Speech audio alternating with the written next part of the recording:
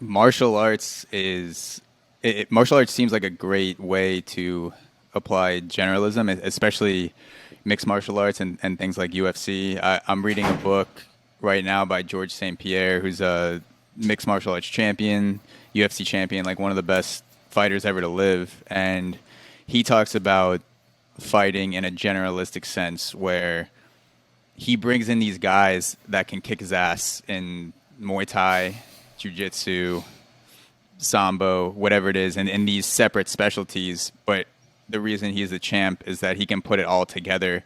And when you're fighting in a mixed martial arts fight, when all those things are allowed, he will kick their ass because even though they're the experts in Muay Thai, he will take you down and eliminate that from your arsenal. Or if someone's better at wrestling than him, he might keep you on your feet and try to box you. And so that's really made me think about things from more of a general sense, especially creatively in podcasting, and got into Muay Thai a little bit during quarantine. And yeah, it's crazy like how many different styles can come together and kind of like start to blend.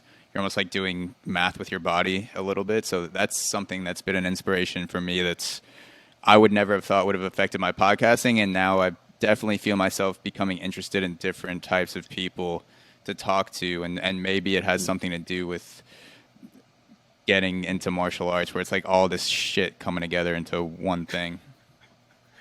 I think it was interesting to watch like UFC and MMA like evolve over the last 15 years or so. Like I remember UFC started as like, well, let's see which martial art is like the strictly dominant form, and like bring in each individual expert and see like, can a Muay Thai black belt like kick the ass of a world champion like wrestler?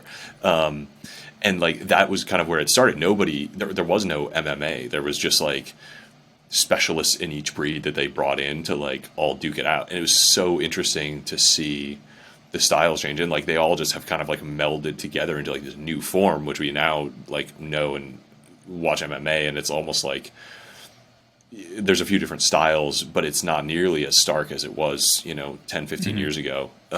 Yeah, especially some of the earlier Wild fights. West days. Yeah, with no weight classes. You have a 165-pound jiu-jitsu guy going against a 230-pound guy who's more of like a stand-up striker. And I've seen some of those old videos where you see this guy, and I know Gracie is a huge name. I'm still kind of going through the whole jiu-jitsu world and getting more familiar with it, but I know those guys in the Gracie family kind of popularized Brazilian jiu-jitsu and were taking down these dudes that were absolutely massive using physical leverage, like basically cranking their body parts, putting them into different positions, and you would see that person and just be like, oh, that's a normal 165-pound guy walking down the street that could kill you and kill another guy who's 300 pounds because he knows how to align his bone structure in the right way to choke you out or break your arm or something like that.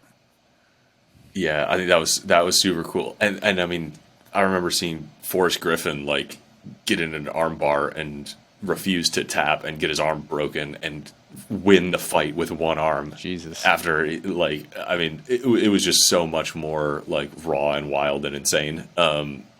But yeah, the Gracies were like an incredible story that came out of that.